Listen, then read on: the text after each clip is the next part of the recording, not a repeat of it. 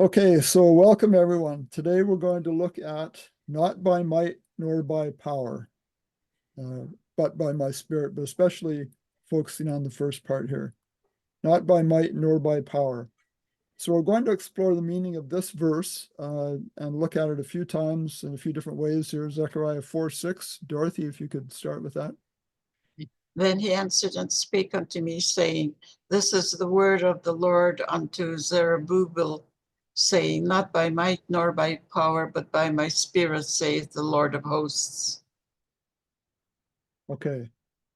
So we're going to consider how it has functioned and how it was understood in the past, and how we need to regard it in our lives, how we relate to might and power and the Spirit. We're going to start with the story of Elijah. I won't go through the whole story. I think we all know the story of the two altars and how fire came down on Elijah's altar only after it didn't come down on the prophets of Baal on their altar. So 1 Kings 18:38-39. Then the fire of the Lord fell and consumed the burnt sacrifice, and the wood, and the stones, and the dust, and it licked up the water that was in the trench. Now when all the people saw it, they fell on their faces, and they said, The Lord, he is God, the Lord, he is God.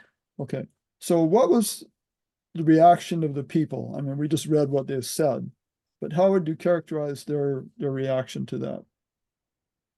They worshipped. Okay, anything else? They were in awe of the Lord's power. Okay, yeah, I think so. I've got lots of these questions today, so it'll keep you on your toes. When all the people saw it, they fell on their faces, is what I put down. What does it mean to fall on the face? It's to prostrate yourself on the ground. Physically, what does it mean in terms of attitude? Maybe they became fearful even. Maybe fearful. I think that's true. Every heart is different, perhaps, but I think it could well be fear, and that's supported by a couple of other verses. In fact, Daniel was afraid and fell on his face, and he was, really a man of God. Actually, no sins recorded against him. So let's read Daniel 8:17. Okay, so it says, So he approached the place where I was standing.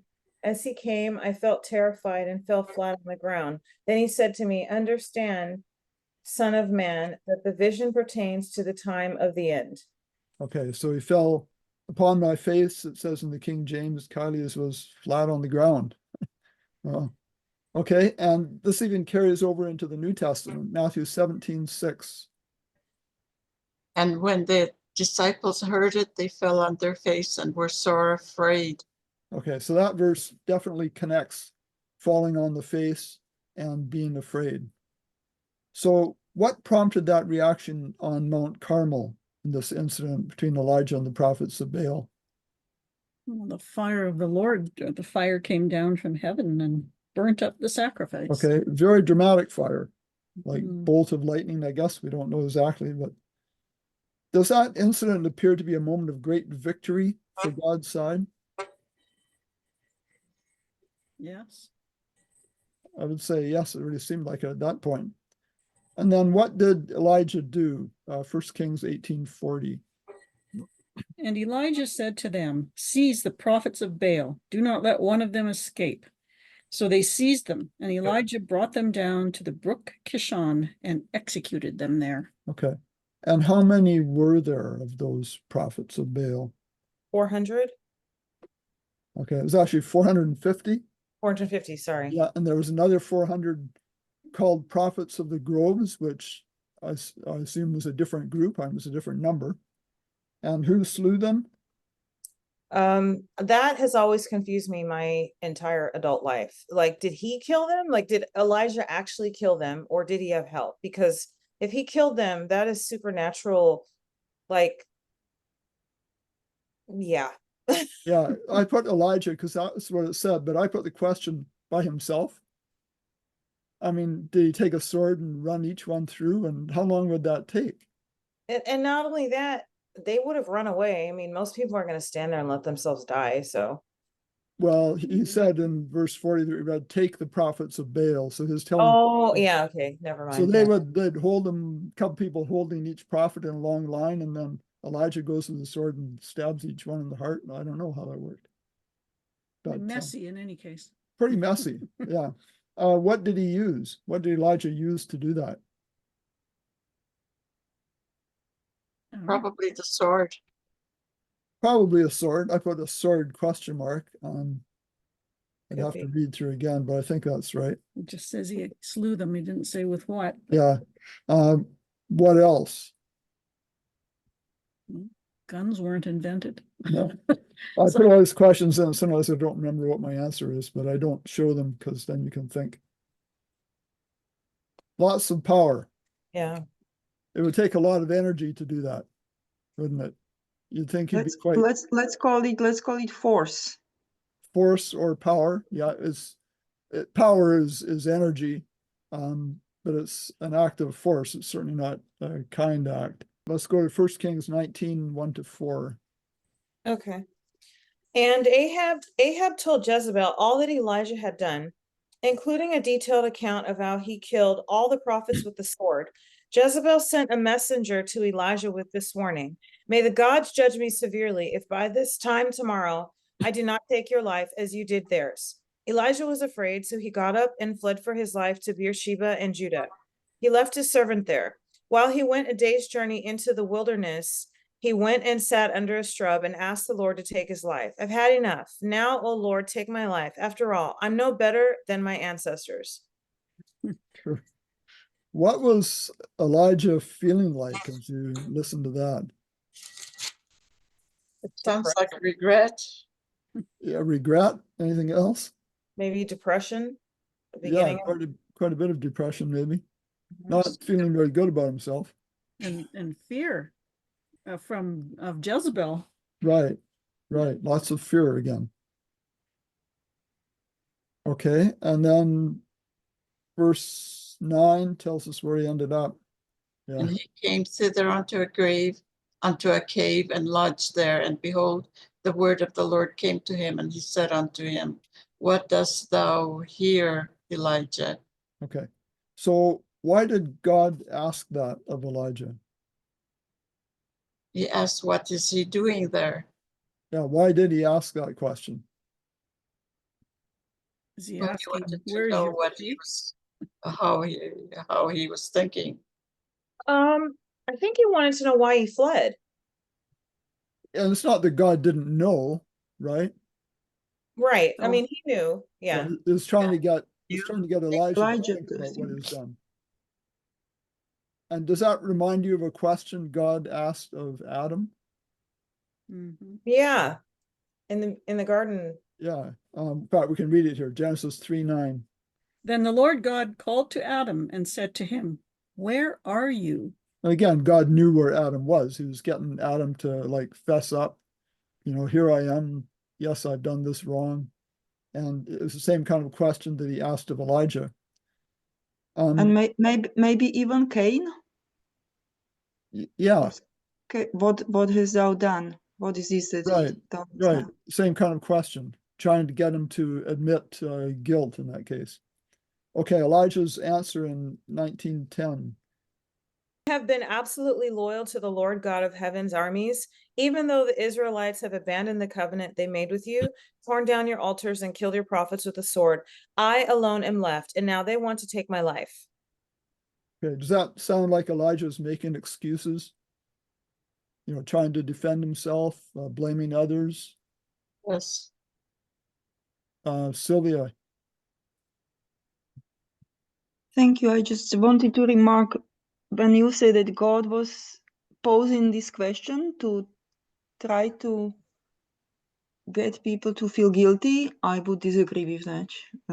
I think that God poses this question to us to try to get us think if what we are doing is in spirit of God. Okay. Not to really make us feel guilty, but to realize that is this God's spirit? Is this loving and kind action which I did to share God's Okay. love? Thank you. Yeah, to say feeling guilty was not the best way to put it. He wants them to recognize they're wrong, and they don't have to feel guilty if they'll recognize it and confess it and turn to God. So he never really wants us to feel guilty, to feel that horrible emotion, except as it's needed to get us to turn to him. That's the purpose of our conscience and guilt. But it's not a good feeling, and he doesn't want us to feel it any more than necessary. So what was Elijah's assessment of the children of Israel in that verse 10?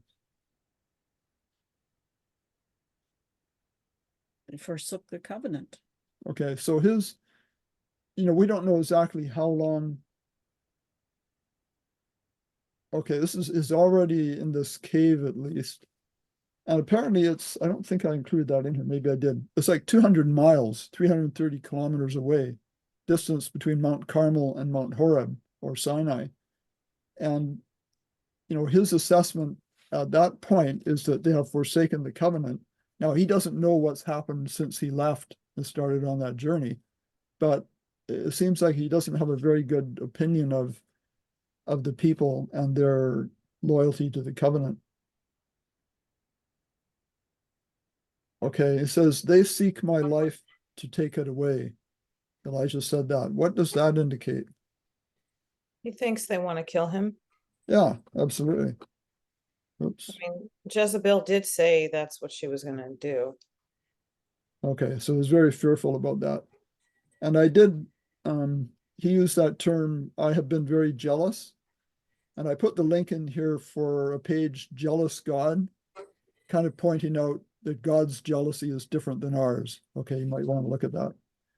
And I put the question, is God jealous for himself or for us?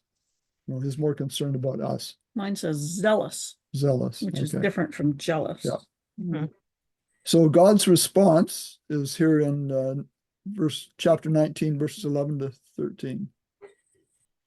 And he said, go forth and stand upon the mount before the Lord. And behold, the Lord passed by, and a great strong wind rent the mountains and brake in pieces the rocks before the Lord. But the Lord was not in the wind, and after the wind an earthquake. But the Lord was not in the earthquake. After the earthquake a fire, but the Lord was not in the fire. And after a fire a still small voice.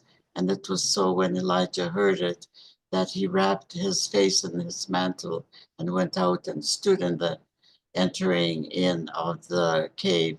And behold, there came a voice unto him and said, what doest thou here, Elijah? Okay, so there was a still small voice, as in maybe quiet, inaudible. Still kind of implies no air moving. Perhaps it was just a voice to his conscience. It wasn't even audible. That still small, quiet, inaudible voice can sometimes be quite loud in our heads. I don't know if you ever experienced that, like a strong feeling of conviction. There may be nothing that a person could hear, and yet it could seem very loud. And I think that does happen. In fact, I know it does. So what was the point of what the still small voice said to Elijah?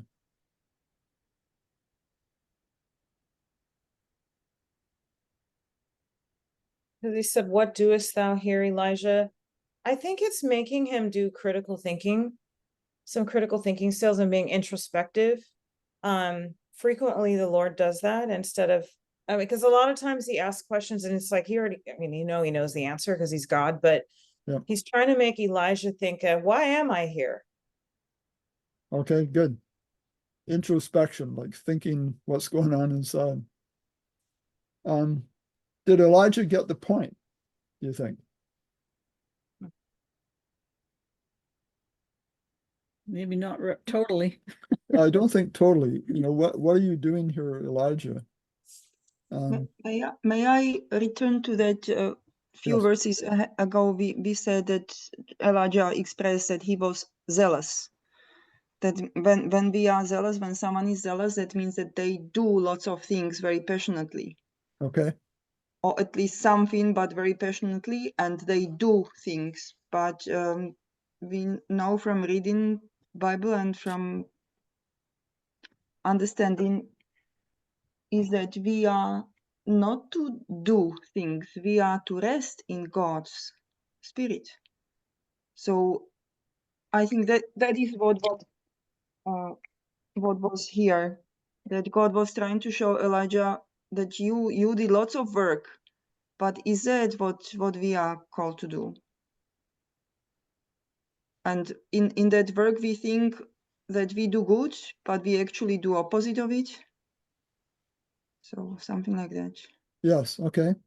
Yeah, sometimes we can be very zealous for the Lord and do lots of work, and it can not even turn out well because we're not doing it His way. Okay. So 1 Kings 19:14, as Judy reads it here on the left, compare it to the verse on the right, and you'll see there's only one word different. He repeats himself. So he said, I have been very zealous for the Lord God of hosts, because the children of Israel have forsaken your covenant, torn down your altars, and killed your prophets with the sword. I alone am left, and they seek to take my life. Okay, now this is the King James, but my point is that in verse 10, he replied what he was thinking. And then, he was asked us, what are you doing here, Elijah? And his response afterwards was exactly the same. Like he hasn't changed his attitude at all. Mhm. He hasn't picked up on the point that God is making to him. So Elijah's response was exactly the same in Hebrew, and the translators used because in one verse and for in the other in the King James, but the same response. And we kind of wonder if Elijah understood what was going on. Was there some self-justification in that response, do you think? Oh, yeah. Was he maybe even casting blame on others? This all happened because the children of Israel have forsaken thy covenant. Mm-hmm. It's like Adam and Eve, passing the blame to someone else. So we would have to ask, did the message of the wind, the earthquake, and the fire get through to him? Did he understand what that was all about? Going back to earlier, what was the whole point of what Elijah proposed to the people? We'll see that in 18:21. Okay. Elisha approached all the people and said, how long are you going to be paralyzed by indecision? If the Lord is the true God, then follow him. But if Baal is, follow him. But the people did not say a word. Okay. So that was a call, a plea from Elijah to the people to do what? Choose. Okay. Choose to follow God. Okay, make a choice and make the right one. Mhm. Stop being lukewarm, we could even say. They're God or Baal, not sure. So was the prophet Elijah acting for God in the Mount Carmel incident in 1 Kings 18? Depends which part. The killing part, no. Okay. He thought he was acting for God, but was he totally doing it God's way? We could maybe put it that way. Did Elijah advance God's kingdom by his actions on Mount Carmel? No, he hindered it. I think maybe he hindered it. What indication do we have that as a result of Mount Carmel, there was a great revival? I left the None. answer out here. None. There's no indication. Okay. No indication. So Elijah sought to use power to influence the people to solve a problem, but did it work? Doesn't seem so. So in a sense, Elijah had failed. And what was God's treatment for that failure? He visited him. He God visited visited him. Elijah. Okay, to point out, bring to his attention what the problem was. He did something else too. He Well, cared he about sent him. up fire from heaven, even though, sorry. No, sorry, God cared about Elijah and he looked after him. He provided for him when he was there somewhere in wilderness. Right. He had an angel bring him food, I think, on his journey, that kind of thing. Mm-hmm. Part of God's treatment for that failure was to give him another assignment. Okay, just after this, he told him to do something else, 19:15. Dorothy. And the Lord said unto him, Go, return on thy way to the wilderness of Damascus, and when thou comest, anoint Hazael to be king over Syria. Okay, so he basically sent him on another assignment. We'll use the expression sometimes if someone falls off a horse, get back on the horse. Just keep doing what you were doing, but do it better. So are there indications later that Elijah came to understand not by might nor by power? And let's read this. This is from a bit later in Elijah's life, 2 Kings 1:9-10. Then the king sent to him a captain of 50 with his 50 men. So he went up to him, and there he was, sitting on the top of a hill. And he spoke to him, Man of God, the king has said, Come down. So Elijah answered and said to the captain of 50, If I am a man of God, then let fire come down from heaven and consume you and your 50 men. And fire came down from heaven and consumed him and his 50. Okay, and then there was a second 50 that were killed as well. We're not going to go into that story. There's a link here where you can read more about it. But what does that indicate, do you think, about Elijah's understanding of not by might nor by power? He hasn't got it yet. Okay, he hasn't got it yet. He's doing the same thing. And this time it's even worse because in the first one, he could be seen to do it in honor of God. In this case, the challenge is to him, thou man of God. We don't know how that was said. It may have been said in such a way as, you're not a man of God, said very sarcastically. So you can kind of see that in his answer here. If I be a man of God, he's kind of defending himself.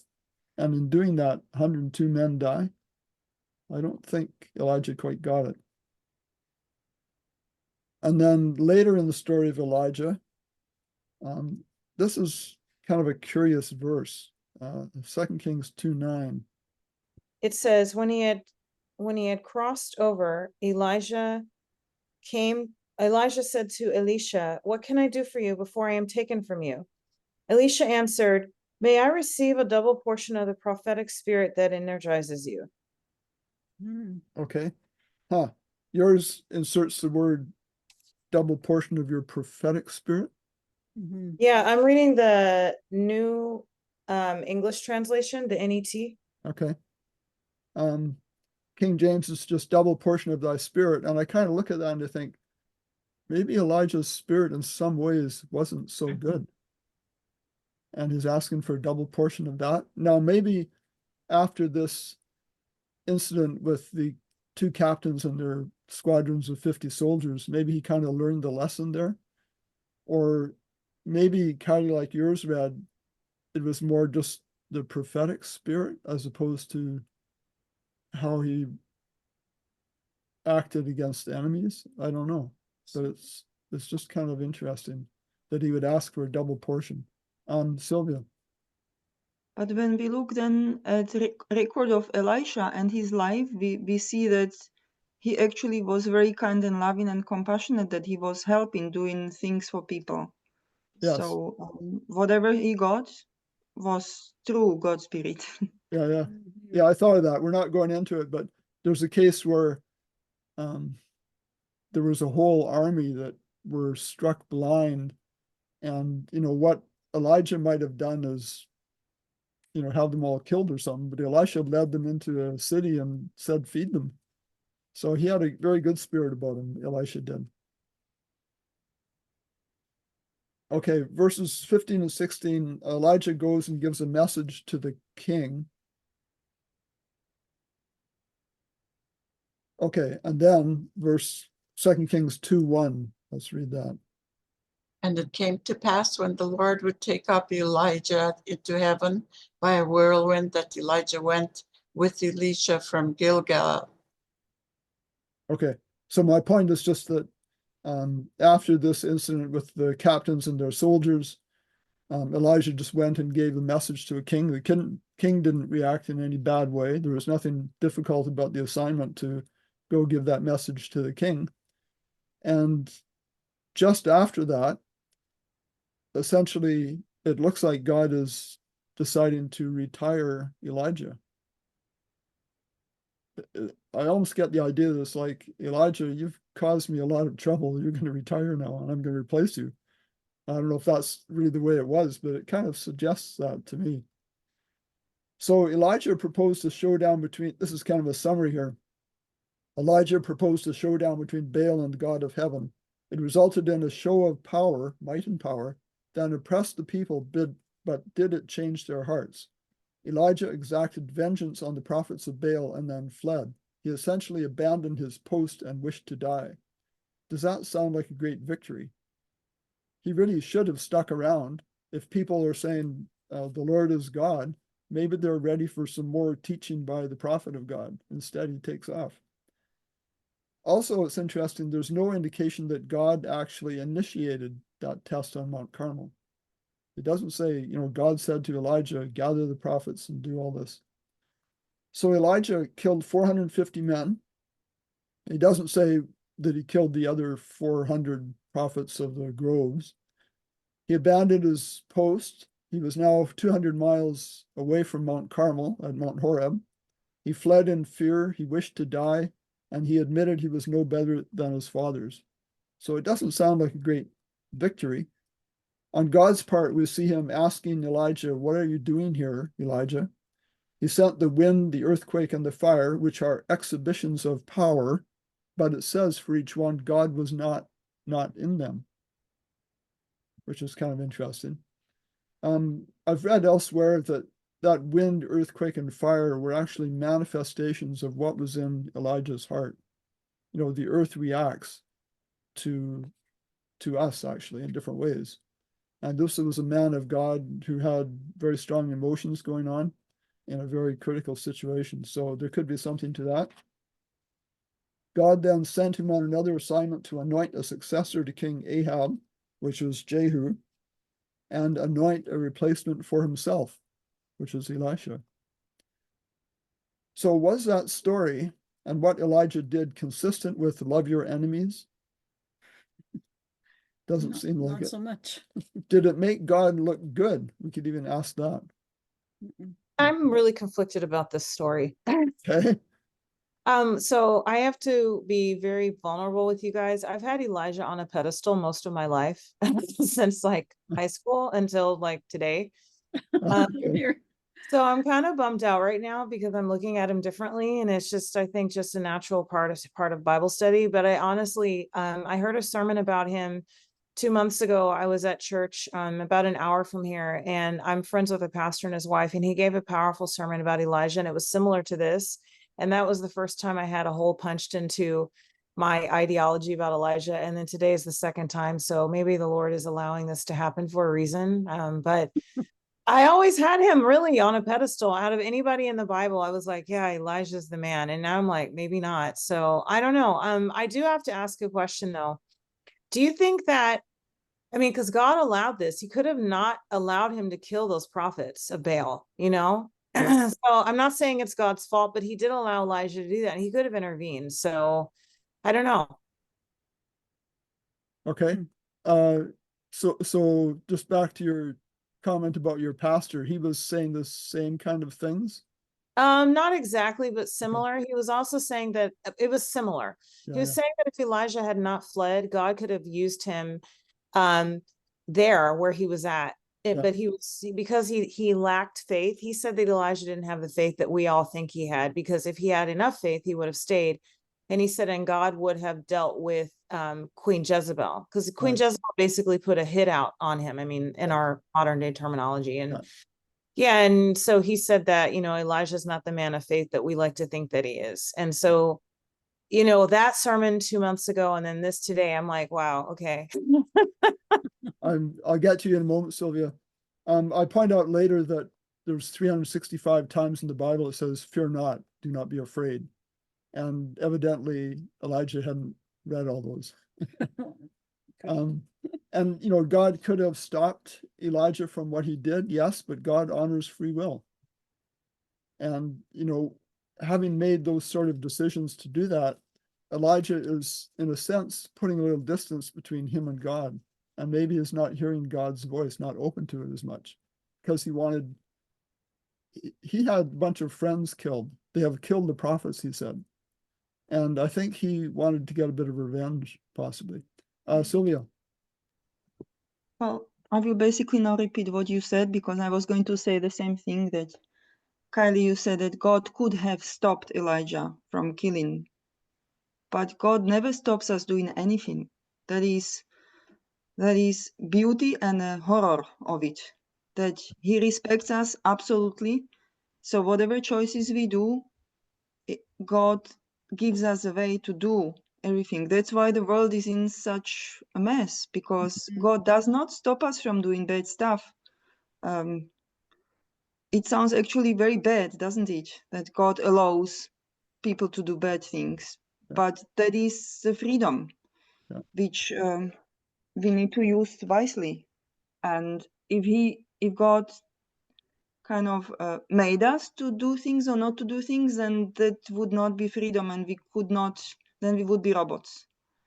He could, like a father, to prevent child when the child is not responsible yet for themselves, or sorry, the parents or some kind of guardian, then we stop children from running under the car or killing someone accidentally. But God does not do that with people who can think for themselves. I don't mean now children who don't know what is right and wrong, but he allows us to make choices, and then that's how it is. Yeah. Now, God will try to stop us through our conscience, but that's not Yes, physical yes. force. He will prompt us to do the right thing, but we still have the free choice. And I agree with you, Sylvia, the free choice is just about the highest, honoring our free choice is just about the highest principle that God operates on. Because if you don't have free choice, you can't love. Kylie? I don't agree necessarily that God allows us to do everything that we want, because whatever we want to do is actually inflicting pain on somebody else. I mean, sometimes it's inflicting pain on ourselves. Like, for example, if I decide to overeat and eat McDonald's every day, I'm going to only hurt myself. But I'm not talking about that. But I'm talking about, like, when people decide to do evil things against other people. I don't think that God likes to see other people suffer because someone else has made the selfish decision to do something evil. And so he does intervene on the behalf of the victims. I don't know if what I'm saying makes sense. Okay. Well, he absolutely does intervene. Ray just said that he continually inspires us, giving us thoughts of not doing evil. But you have a choice to heed it or ignore it. And because, like, you see around you that there is so much evil done, because people choose to ignore for whatever, because we have got preconceived ideas that whatever we are choosing, it's good. People, crusaders, they killed people in the name of God because they thought that this is what God wants. And Jesus spoke about this, that they will be killing you because they would think that they are doing service for God. Kylie made a good distinction, though, because while God might not go against someone's free will and prevent someone from attacking someone else, he can act on the other side and protect the victim. Yes, with angels or whatever. Yeah. So he can act in that way. Mhm. And he can act on behalf of persons more so, I think, if we are praying for situations. Yes. Yeah, Yes. it kind of gives him the freedom. Okay, I asked the question, was that story and what Elijah did consistent? Okay. Did it make God look good? No, It made him look powerful. true. Did that exhibition of power achieve lasting good? It might have in that situation, but for Elijah's failure. And it can achieve some lasting good in the sense we can learn a lesson from this. And that's actually what we're trying to do today. We did get rid of 450 false prophets. Well, it cut off their chance to repent. So That's true too. Yeah. So, and Elijah's act of killing resulted in his fear, which canceled the benefit, I think. So we've looked at Elijah and his failure, really, to carry out God's plan. Now we're going to look at others who feared after killing someone. And we've got a few examples. The first is a quick one, Cain. So Genesis 4:8. now Cain talked with Abel, his brother. And it came to pass, when they were in the field, that Cain rose against Abel his brother and killed him. Okay. And verse 14 will tell us what happened after that. Behold, thou hast, wait, is it my turn? Yes. Okay. Behold, thou hast driven me out this day from the face of the earth, and from thy face shall I be hid, and I shall be a fugitive and vagabond in the earth. And it shall come to pass that everyone that findeth me shall slay me. Who does he think is going to find him to slay him? No, I'm Everyone. actually. Well, he had That's his brothers. mom and his dad, right? He had brothers and sisters, I would assume. At this point? Well, he's not just a Yes, child. and people to come in future. Like because they lived long time, they thought they were immortal. No Yeah. one died yet at that point, really, from old age, I believe. Yeah, he's not just a child. Assuming he's some decades old, he's going to have brothers and sisters, and like Sylvia said, more to come. So does that sound like Cain feared for his life? Mm-hmm. Everyone that Yes. finds me shall slay me. So Yeah. what was God's Yeah. response to that? And the Lord said unto him, Therefore whosoever slayeth Cain, vengeance shall be taken on him sevenfold. And the Lord set a mark upon Cain, lest any finding him should kill him. Okay, so it sounds to me like God is actually doing something to protect Cain. Yes. I don't know what that sign was, but Sylvia? But isn't it here again that God is just stating the fact? Not that he is imposing a rule here, but he is stating a fact what will be happening in future. Like when after Noah landed with Ark and then they all animals and people dispersed, there is statement in Genesis 9 that if you kill someone, the brother will revenge you. But Yeah. I don't, for 1 second, I don't believe that's God's order. That is just a statement of the fact how it's going to be. And it's even with animals that if we kill animals, everything will be in fear of us. It's not because God is ordaining it, but because of the behavior that we will be killing. So of course animals will be fearful. Yeah. He's just stating the natural consequence that's likely to happen. And okay, Michael? I think I've said this before. This situation with Cain, God didn't give him a death sentence. He gave him a life sentence. Okay. Didn't kill him. Yeah. How Okay, can good. you say that, Michael? How can God give you life sentence? God gives you life support. He does. And that was Not the life sentence. He gives you that, life that was the and another support. chance. That's what Michael is saying, I think, Sylvia. He's not saying he gave him a life sentence like life in prison. He ordained him to have life, not to have death. I think that's what Michael is saying. Okay, so I think this is God trying to reassure Cain, to calm his fears, and suggesting that there might be a danger of just that happening. Okay, so he's giving a promise to Cain. He's not punishing him in any way. Okay, that was a brief one, but just to point out that in the case of Cain killing his brother Abel, says he was a fugitive and a vagabond. Basically, he fled for his life. He probably stayed away from other people quite a bit. Okay, Abraham is the more involved one here. This story starts in Genesis 14:14. Now, when Abram heard that his brother was taken captive, he armed his 318 trained servants who were born in his own house and went in pursuit as far as Dan. Okay, does it say, and when Abram heard that his brother was taken captive, he inquired of the Lord what to do? No. Doesn't say that. Oh, See that. Does it say, and when Abram heard that his brother was taken captive, the Lord saith unto him, arm your servants, etc. Nope. Doesn't say that either. Did Abraham think of this promise? Proverbs 3, 5, and 6. It says here, trust in the Lord with all your heart and do not rely on your own understanding. Acknowledge him in all your ways and he will make your paths straight. Okay, doesn't seem he did that at least. And of course, this was written later. What did he do? Genesis 14:15. And he divided himself against them, and he and his servants by night, and smote them, and pursued them unto Hobah, which is on the left hand of Damascus. Okay, so he went after these people that had captured his brother. Which was Lot, really was not Lot. his brother, but He killed them again. He killed all the people that captured his brother. Okay, we see that in this verse 17.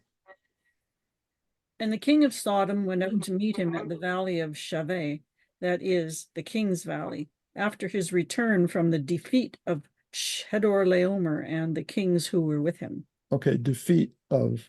King James actually says the slaughter of. And as Oh. Dorothy pointed out, he killed them all. Abram and his trained servants, of course. Chapter 15, verse 1. Okay, Yeah. so just before we read that, so Abram has just killed a whole lot of people, been very involved in some bloody battles, I guess. And okay, 15:1. Okay. After these things, the Lord's message came to Abram in a vision. Fear not, Abram, I am your shield and the one who will reward you in great abundance. Okay, so fear not.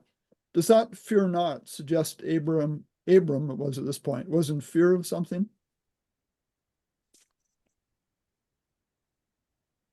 I think Yeah. it's pretty obvious. Yeah. Does I am thy shield suggest protection from danger? Yep. I would think so. Mhm. So this was just to show that Abram also feared after being involved in war. Remember it said the slaughter of these people. Perhaps there was some PTSD involved, post-traumatic stress disorder. I would think it'd be very stressful to be running people through with a sword and be in great personal danger yourself. Okay, so just another example of the same kind of thing. And now we come to Moses, Exodus 2:11. And it came to pass in those days when Moses was grown, that he went out unto his brethren and looked on their burdens, and he spied an Egyptian smiting a Hebrew, one of his brethren. Okay, so what is the significance of the fact that it says his brethren? He knew he was Hebrew. Yeah, I think so. You know, we don't know the whole details, but it seems that he knew at this point that he was a Hebrew. Just thinking of them as his brethren, and in fact defending one of them. Mhm. Okay, 2:12. So he looked this way and that way, and when he saw no one, he killed the Egyptian and hid him in the sand. Okay, so here's another example of someone killing. So why would Moses have killed the Egyptian? Because he was oppressing one of his brethren. Okay, and let's read what it says in 13-15. When he went out the next day, there were two Hebrew men fighting. So he said to the one who was in the wrong, "Why are you attacking your fellow Hebrew?" The man replied, "Who made you a ruler and judge over us? Are you planning to kill me like you killed that Egyptian?" Then Moses was afraid, thinking, "Surely what I did has become known." And then 15, when Pharaoh heard about this event, he sought to kill Moses. So Moses fled from Pharaoh and settled in the land of Midian, and he settled by a certain well. Okay, so why did Moses fear, and why did Pharaoh react like he did? Well, I think Pharaoh always knew that that wasn't really one of his kin, because his daughter found him in the river and raised him as her adopted son. So Right. setting an example for his palace that I'm not going to let this, adopted foreigner get away with killing one of us. That's my opinion. I could be wrong. Okay, that certainly could be part of it. The fact that Moses killed an Egyptian could have put into Pharaoh's mind that maybe Moses' intent was on the side of the Israelites. You know, here's someone raised in my own palace and now is taking the side of our slaves. That would cause Pharaoh a bit of concern, I would think. So what happened was Moses fled, in fear after killing, didn't he? He went a long ways. And this was before, just to take note of this was before the 10 Commandments were given, like 40 some odd years before. Exodus 20, verse 13. Thou shalt not kill. So even though this is before the 10 Commandments were given, Moses must have recognized the act was wrong, and certainly he would know that Pharaoh would not approve. So he fled from Pharaoh. Now, some people would say it was not wrong to do this because they look at this word kill and they make a distinction between killing and murder. But actually, this page kind of goes into that. And the Hebrew word there is ratsak, and is used for both killing and for murder. Okay, and there is a difference, of course. Okay, so just another example. Moses also fled after killing someone, fled in fear. Okay, now let's look at Samuel. After Saul's war with the Amalekites, Samuel asked Saul to bring to him the Amalekite king Agag. 1 Samuel 15:33. But Samuel said, as your sword has made women childless, so shall your mother be childless among women. And Samuel hacked Agag in pieces before the Lord in Gilgal. Okay, it's interesting. It says before the Lord, like the Lord had to look at this. Do you think that was his way? Is that God's way? No. I don't think so. So then, right after this, it says Samuel and Saul went their separate ways. And the next verse here is interesting, 15:35. Okay. Until the day he died, Samuel did not see Saul again. Samuel did, however, mourn for Saul, but the Lord regretted that he had made Saul king over Israel. So it seems like there was a bit of friction between the two, perhaps, after this incident. And Samuel did not really want to be in Saul's presence. And then God sent Samuel on a mission. And this next verse tells us more about, how Samuel was regarding Saul. So 16:2. And Samuel said, how can I go? If Saul hear it, he will kill me. And the Lord said, take a heifer with thee and say, I am come to sacrifice to the Lord. Okay, so was there some fear in Samuel there? Yeah. Yeah, absolutely. And we could possibly, I'm not sure the time interval here, I don't think it was very long. But this is after he killed Agag in a very violent manner.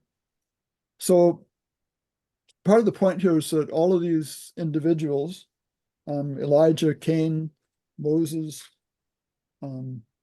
Abraham, Samuel, all fled in fear in one way or another after killing someone. So part of what I want to point out here, and this is a little more general, expanding it to others as well, is the point that Bible prophets were people too. Okay. They were subject to, same sort of passions as we are, it says.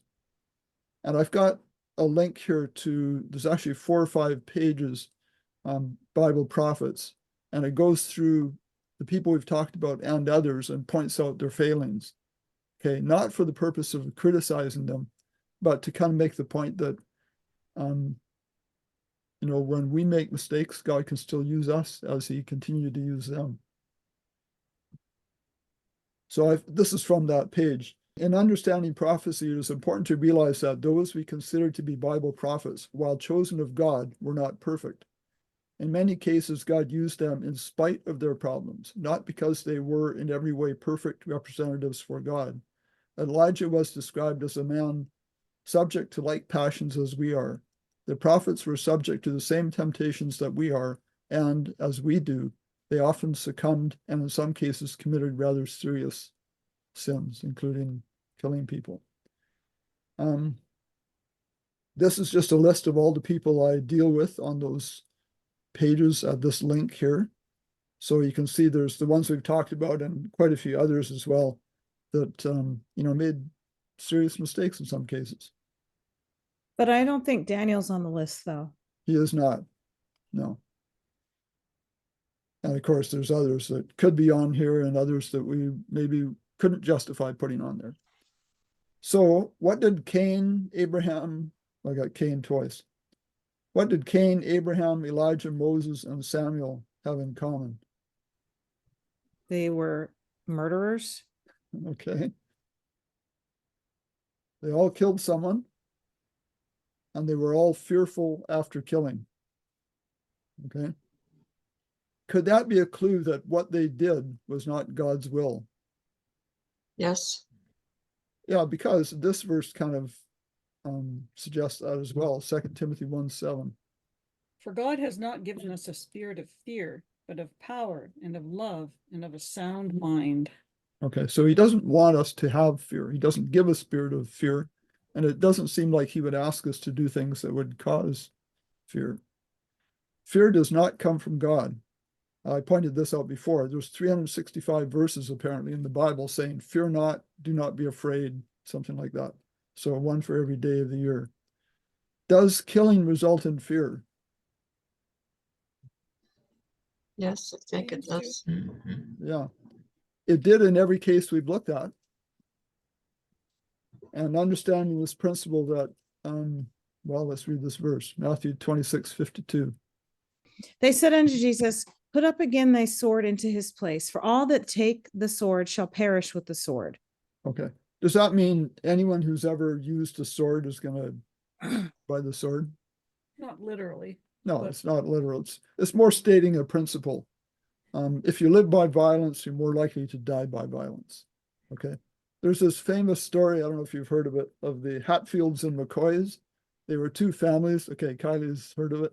Two families that lived Kentucky, I don't know, somewhere back that way in the States a couple hundred years ago, I guess. And they had a family feud that went on for more than a generation, actually. And not a lot of people were killed, but there were always, looking over their shoulder sort of thing. And a number of people were killed. So this is just a picture of one of the two families, I guess, Hatfields and McCoys.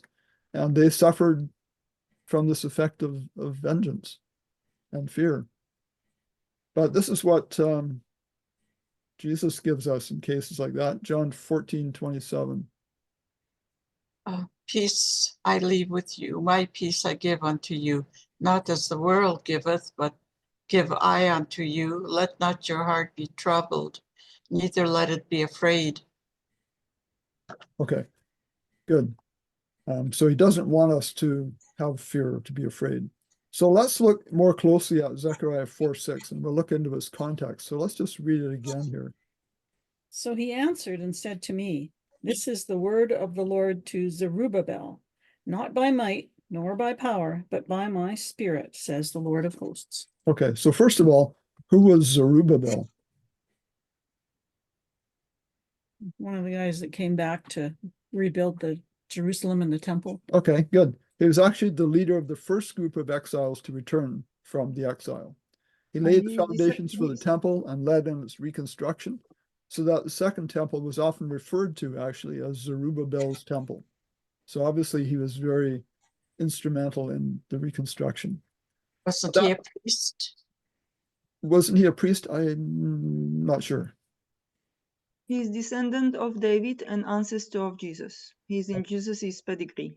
Okay, yep.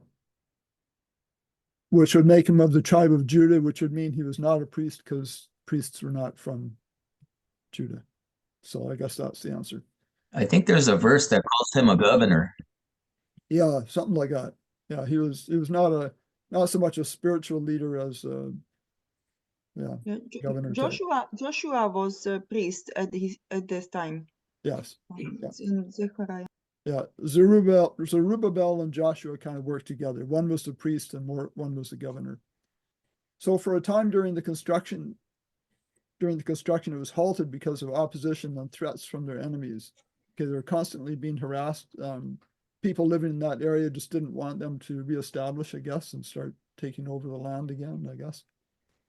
The enemies even resorted to this, or the people had resort to this. Nehemiah 4:16.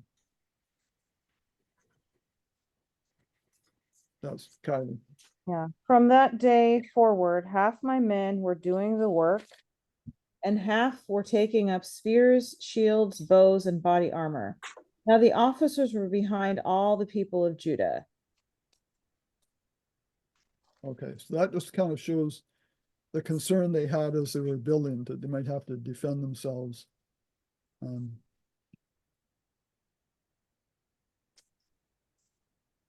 Okay, so I don't know if they had to defend themselves. It doesn't really go into detail, but they're relying on might and power. They've got their swords, their spears in case there's a problem.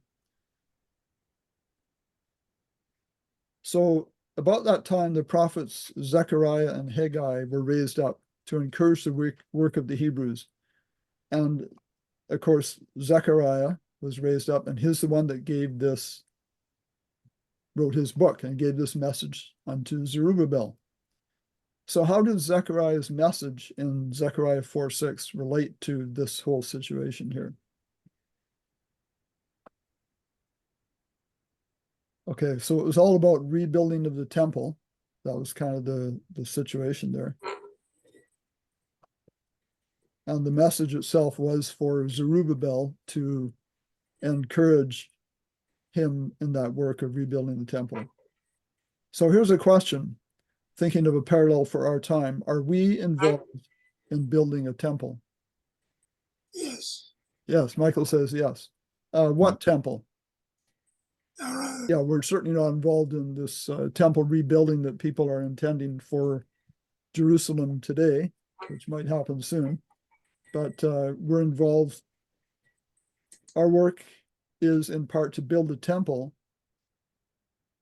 but that's the temple of us actually being suitable temples or indwellings for the Spirit of God. But what are we to depend upon as we do it? Is it might and power, No. or is it the leading of the Spirit? Yes. Okay. So, what's just trying to think here, what's involved in our building ourselves as a temple, if I can put it that way? Obedience to all the light we have. Okay.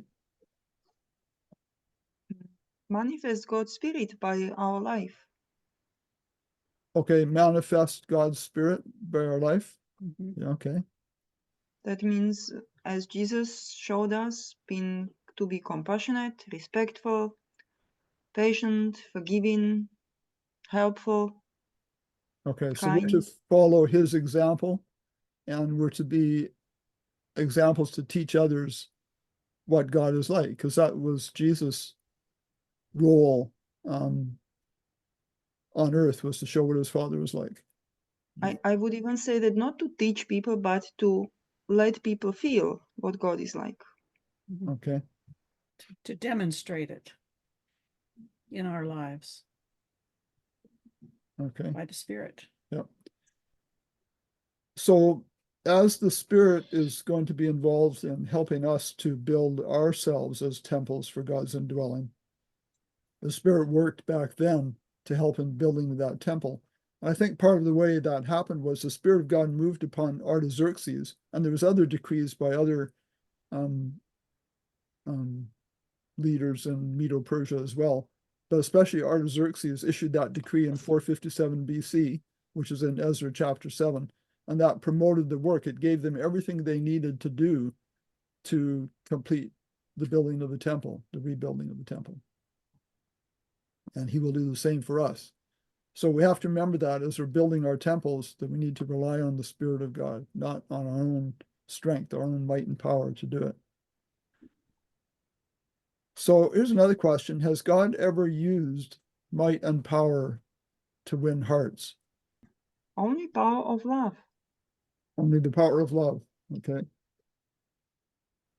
I think back to the very first problem, we could say, the war in heaven. Well, let's read this verse, Revelation 12:7. And there was war in heaven. Michael and his angels fought against the dragon, and the dragon fought and his angels. Revelation 12:7. Yeah. So that war, just want to point out that the word war there is polemos. the Greek word polemos, from which we get polemic and politics.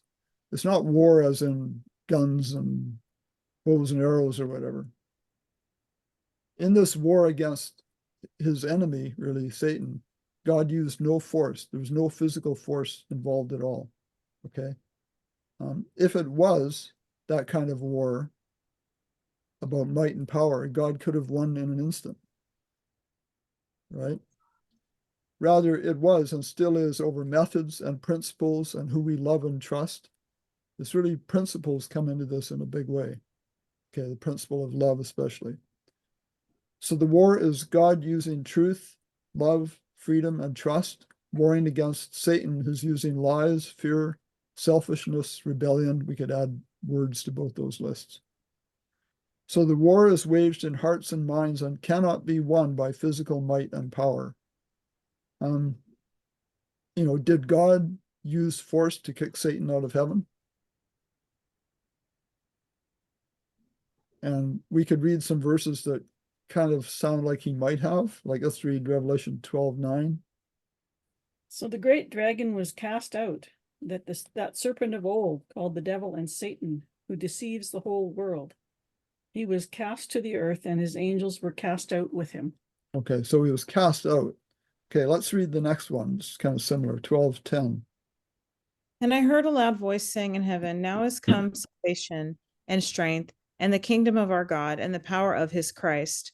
For the accuser of our brethren is cast down, which accused them before our God day and night. Okay, so it's cast into the earth, cast out with him, brethren, or he and his brethren are cast down. So it sounds like force. He was cast into the earth, etc. But it doesn't actually say how it was done or who did it. In fact, Revelation 12:4 gives us a clue. And his tail drew the third part of the stars of heaven and did cast them to the earth. And the dragon stood before the woman which was ready to be delivered, to deliver her child as soon as it was born. Okay, it actually says for to devour her child as soon as it was born. So it sounds like Satan's tail did the casting out. Yes, exactly. His tail refers to the great red dragon, that's Satan in verse 3. Sorry. Go ahead. What is the tail symbolic of? Because Satan doesn't actually have a tail. Right. It's actually related to False prophecies, false spirit. That's Yeah. a tale. It's actually related to this word in a sense that if you tell a tale, it's usually not truth. There's some kind of a maybe vague connection between the two words. That's English. But can we just 1 second with this, how Satan was actually cast out or cast down? He did cast himself out, because we know that God does not cast anyone ever away. So he just turned away. Yeah. Same as Cain, same as everyone. Yeah. I've heard it explained this way. It's not so much that God excluded them from heaven. It's that, he's going about telling lies and trying to convince people to empathize with him. And at some point, I assume the angels in heaven had made up their minds, and a third of them had sided with Satan and 2/3 with God. And at some point, every mind was made up, and Satan could not get any more sympathy in heaven.